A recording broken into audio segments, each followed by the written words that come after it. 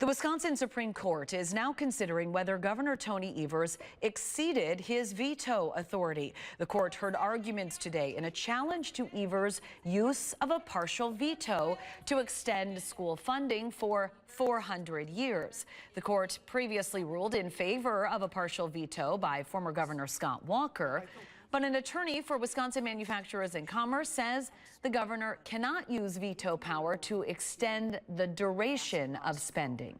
The veto in Kleckska was much less extreme, much less novel than what we're dealing with here. That veto only restored something that was originally in the bill. However, an attorney for Evers says the limitation on veto power only applies to write-in vetoes where text is added. In that context, the governor cannot increase an appropriation. But when text is simply deleted, I don't think the court has ever said you can't increase an appropriation. The court will rule on the case in the coming months.